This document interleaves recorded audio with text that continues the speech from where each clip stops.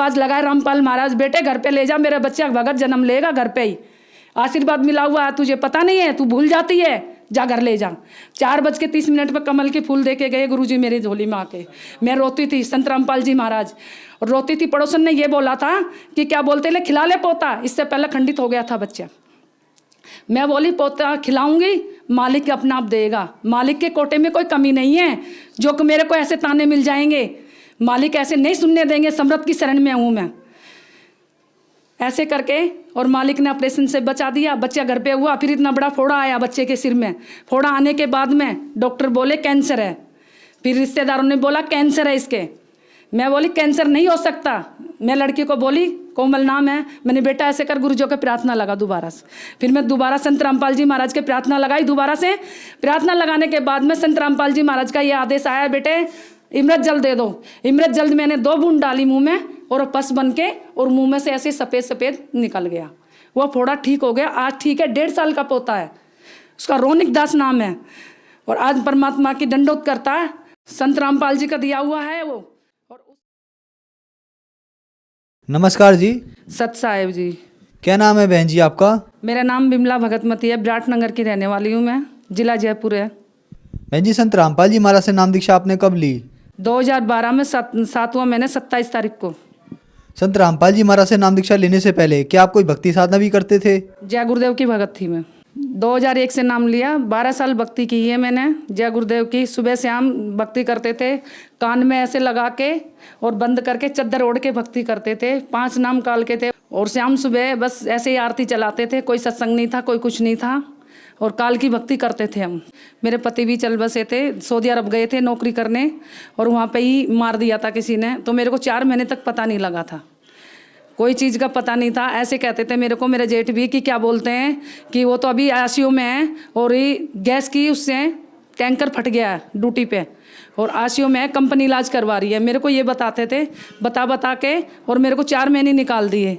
और बहुत हानि हुई है, कभी लड़ाई झगड़े हो रहे हैं, कभी कर्ज में डूब रही हूँ मैं, और कोई शांति नहीं हुई थी। गली मोहल्ले वाले सब लड़ाई झगड़ा करते थे, गाली गलौज बकते थे, डंडे ले लेके आते थे मारने के लिए। जय गुरुदेव के सत्संग भी कराती थी, तब भी गालियाँ बकते थे। कोई लाभ नहीं हुआ मेरे को। बहन जी, आपने बताया कि जय गुरुदेव की भक्ति से आपको कोई लाभ नहीं मिले। आपके पति सऊदी अरब काम करने के लिए गए थे, वहाँ उनकी डेथ हो गई, आपको 4 महीने तक डेड बॉडी भी नहीं मिली। तो फिर संत रामपाल जी महाराज की शरण में आप कैसे आए? भगत जी थे, उनके घर दंडोत करने गई। मेरे को एकदम से परमात्मा की दया हुई, संत रामपाल जी की। पता नहीं कैसे चले गई मैं, मेरे को पता भी नहीं था। पागलों की तरह घूमती घूमती पागल हो रही थी मैं, रोती रहती थी रात दिन, और मेरे को कुछ नहीं दिखता था, कुछ भी अच्छा नहीं लगता था।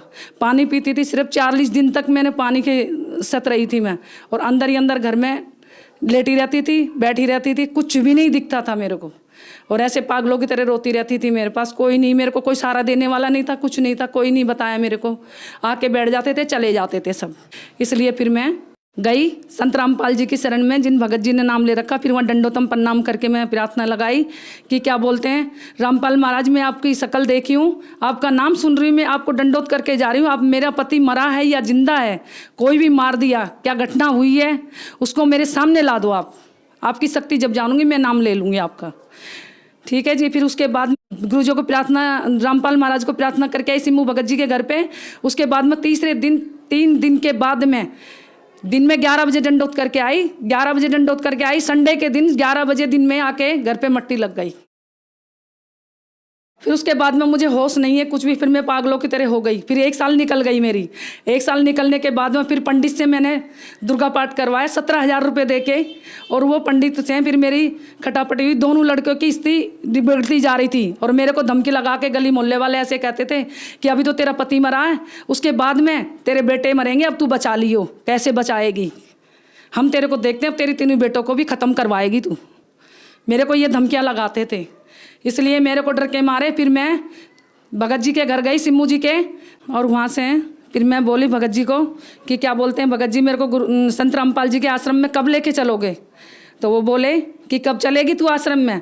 मैंने कहा मेरे को आज ही लेके चलो, मैं परेशान हूँ। मेरे को पंडित ने ऐसे बोला कि मैं भोले बाबा की मूर्ति पे रख दूंगा, काली माता के सामने रख दूंगा, काली माता करेगी जो करेगी तेरे बेटों का, फिर देखियो क्या होगा। उसकी झगड़ा हो गया। शाम को 7 बजे जाके सिमू भगत जी के घर गई, मैं उसके पैर पकड़ी। मैं बोली भगत जी संत रामपाल जी के शरण में आश्रम में लेके चलोगे मेरे को, कि तू चलेगी। मैंने कहा हाँ मेरे को आज लेके चलो। सुबह 4 बजते बजते मेरे को ऑटो में बिठा के ले गए। फिर छोटा बेटा सचिन नाम का भगत और मैं 2012 को 7वें महीने की 27 तारीख को संत रामपाल महाराज जी की नाम दीक्षा लेके आई मैं। बहन जी, आपने बताया कि जो भक्ति साधनाएं आप करते थे उनसे आप बहुत दुखी थे। आपकी पति की डेथ हो गई, आपके बच्चे बीमार हो गए, आप तांत्रिकों के चक्कर में फंस गए। फिर आपने संत रामपाल जी महाराज से नाम दीक्षा ली। तो संत रामपाल जी महाराज से नाम दीक्षा लेने के बाद क्या आपको कोई लाभ भी प्राप्त हुए? सबसे पहले तो लाभ ये प्राप्त हुए, मेरे को 3 बंडल पीती थी मैं रोज़ की। सबसे पहले तो वो छूटी। अब दूर से कोई पीता भी है मेरे को बदबू आती है और चक्कर आने लग जाते हैं मेरे को। उसके बाद में सर मेरे को सबसे पहले ये लाभ हुए, मेरे पति की बॉडी नहीं मिली थी सऊदी अरब में, ना मेरे को पता था मरे हैं कि जिंदे हैं, कोई पता नहीं था मेरे को, कोई बताता नहीं था मेरे को। तो मैं जाके संत रामपाल जी महाराज की मैंने फ़ोटो देखी, सिम्मू के घर पे टीचर हैं वो, उनके घर पे देखी, मेड़के हैं वो, ठीक है जी। उनके घर पे जाके मैंने दंडोत करी और प्रार्थना लगाई। संडे के दिन में 11 बजे, शुक्रवार को दंडोत करी मैंने, प्रार्थना लगाई इनको। और संडे के दिन में 11 बजे आके मेरे सामने बोटी लग गई है। ये पता नहीं था मुझे मरे हैं कि जिंदे हैं। मैंने ये बोला था गुरुजियों को, तो गुरुजी आप शक्तिमान हो तो मेरे को ये शक्ति दिखा दो। फिर मुझे विश्वास हुआ कि पूर्ण परमात्मा है। तीसरे दिन ही डेड बॉडी जो फंसी हुई थी वो ला दी। 4 महीने से मुझे किसी चीज़ का भेद नहीं था। उसको बाद में फिर मैं पागल सी हो गई, एकदम से रोती रहती थी पागलों की तरह। मेरे को कोई ना मेरे पास से बैठता था, ना मेरे को पूछता था, कुछ भी नहीं बोलते थे, ना मेरे को खाने के लिए पूछते थे। जो मैं पागल सी हो गई थी मेरे आदमी को मरने के बाद में, वो ठीक हुई मेरी स्थिति, उससे ठीक हो गई मैं। उसको ठीक होने के बाद में फिर कर्जे में डूबी हुई थी मैं।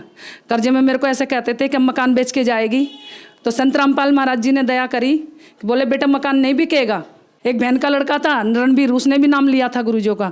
वो आता था मेरे पास, खर्चा डालता था। परमात्मा ने उसको शागिर्द बनाए थी।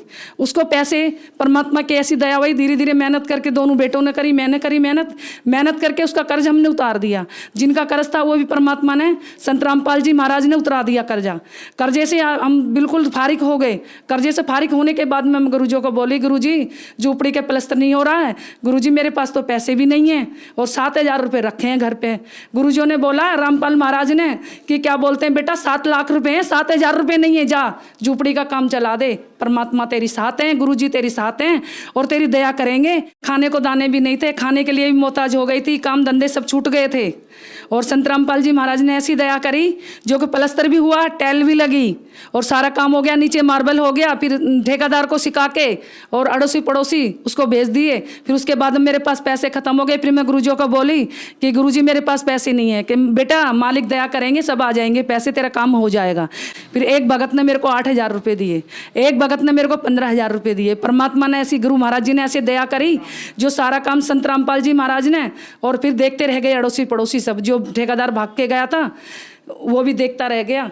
वो सोचा था कि क्या बोलते हैं इसका काम नहीं होएगा, अब ये काम बीच में रह जाएगा। और मालिक ने ऐसी दया करी, संत रामपाल जी महाराज ने सारे काम करके दिखा दिए। उसके बाद में फिर लड़कों की काम धंधा सब लग गया। मालिक ने ऐसी दया करी।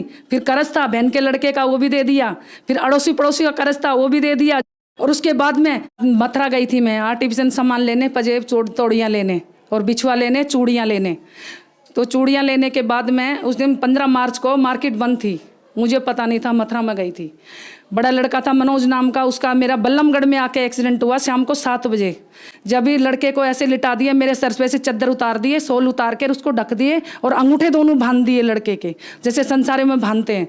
बांधने के बाद हम फिर मैं संत रामपाल जी महाराज से प्रार्थना लगाई, हे मालिक मैं जय गुरुदेव की भक्ति से गई थी, पति को खो के गई थी मैं, पति खत्म हो गए थे, उसके बाद में आपकी भक्ति ली थी, ये होने वाला था, तो आप इसकी शादी क्यों की। फिर बहू ने फ़ोन मिलाया कि आप कहाँ पे हो। मैं बोली हम ठीक हैं, हम कहाँ पे नहीं हैं, तू घबराए मत। तो बहू बोली नहीं, कुछ ना कुछ बात हो गई है, मेरे को क्यों छुपा रहे हो मेरे से, मेरे वीडियो कॉलिंग पे बात करवाओ। जब मैं गुरुजियों को प्रार्थना लगाई झोली पसार के कि मालिक ये क्या होने होता, गुरुजी वहीं पे प्रकट हो गए, संत रामपाल जी महाराज। संत रामपाल जी महाराज प्रकट होके और लड़के को सोते हुए को आशीर्वाद दे के उठाए। फिर उसके बाद मेरे को आशीर्वाद दिया गुरुजियों ने। फिर लड़का बोला मम्मी तेरे कहाँ लगी है। मैं बोली बेटा मेरे कहीं नहीं लगी है। फिर लड़का बोला चल तो चल। फिर घर पे आ गए। घर पे आने के बाद में गुरुजियों का संत रामपाल जी महाराज का इमृत जल दिया मैंने। इमृत जल देने के बाद में गुरुजियों को दंडोतम प्रणाम करके और इमृत जल दिया। फिर 5 बजे तक लड़का सोता रहा। 5 बजे के बाद में 6 बजते बजते फिर कहने लगा मम्मी मेरे दर्द हो रहा। फिर हम भी घबरा गए कि मालिक का इमृत जल दे दिया हमने, मालिक की दया हो गई संत रामपाल जी महाराज की, मगर एक बार हॉस्टल के अंदर ट्रीटमेंट इसका करवा लेते हैं। परमात्मा की ऐसी संत रामपाल जी महाराज की ऐसी दया हुई जो वहाँ जाके डॉक्टर 1-1 मिनट में 1-1 सेकंड में 10-10 मिनट में डॉक्टर आ गए। सारा चेकअप हो गया, पूरी मशीन का चेकअप हो गया, मेरा भी हो गया, लड़के का भी हो गया, कुछ नहीं आया। फिर उसकी सास आई हॉस्टल के अंदर, बोली अपने गुरु को नहीं छोड़ेगी। मैं बोली मैं नहीं छोड़ूंगी गुरु को, मैं सबको छोड़ दूंगी, गुरु को नहीं छोड़ूंगी। गुरु के पीछे तो संत रामपाल जी महाराज के पीछे तो आज ये बेटा जिंदा है, नहीं तो मेरे बेटे को रात को ही मैं खो देती, आज मट्टी लग जाती। फिर उसके बाद में बहू के 2 महीने बाद बच्चा आने वाला था गर्भ से। 2 महीने के बाद फिर प्राइवेट हॉस्टल ले गई मैं। बहू की हालत हो गई ज़्यादा गंभीर, हॉस्टल ले गई। हॉस्टल ले जाने के बाद में डॉक्टरों ने ऑपरेशन बोल दिया शाम को 4 बजे। रात को 2 बजे हम लेके गए हॉस्टल, प्राइवेट हॉस्टल। मेरे पास 15,000 रुपये पड़े थे, वो जमा कर ली डॉक्टर ने, 1 रुपये भी नहीं छोड़ा मेरे पास। लड़के को पता था, मेरे को पता नहीं था। डॉक्टर ने नहीं बोला था कि ऑपरेशन होएगा, तो मैं बोली, मैंने कि भाई मैं ऑपरेशन नहीं करवाऊंगी और गुरुजी ऐसा नहीं होने देंगे, रामपाल महाराज नहीं होने देंगे। मेरे को विश्वास है रामपाल महाराज के ऊपर, दया करेंगे जरूर, ऑपरेशन नहीं होएगा।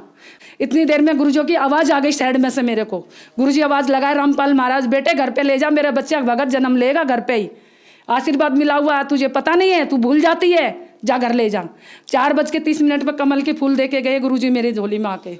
मैं रोती थी, संत रामपाल जी महाराज, और रोती थी। पड़ोसन ने ये बोला था कि क्या बोलते ले, खिला ले पोता, इससे पहले खंडित हो गया था बच्चा।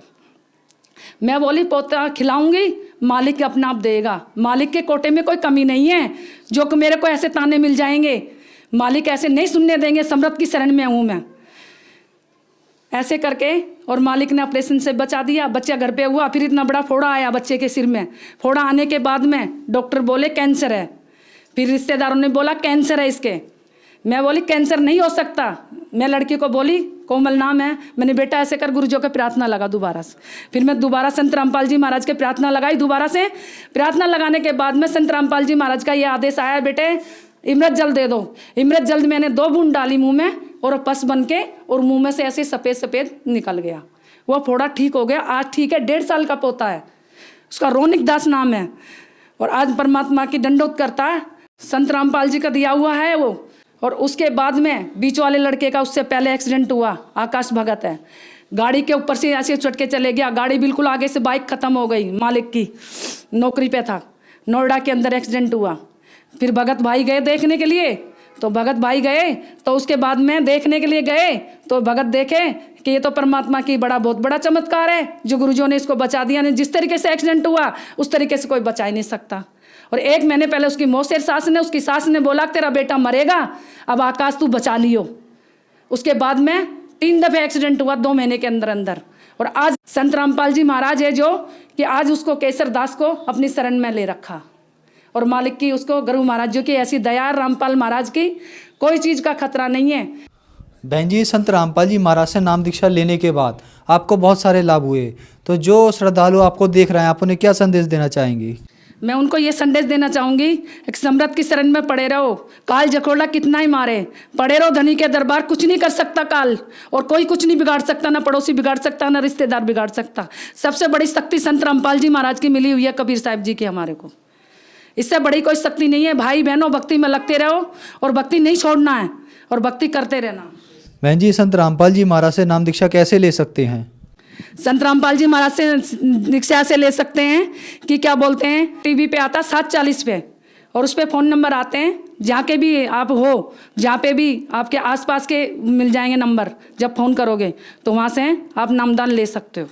धन्यवाद बहन जी। सत्साई।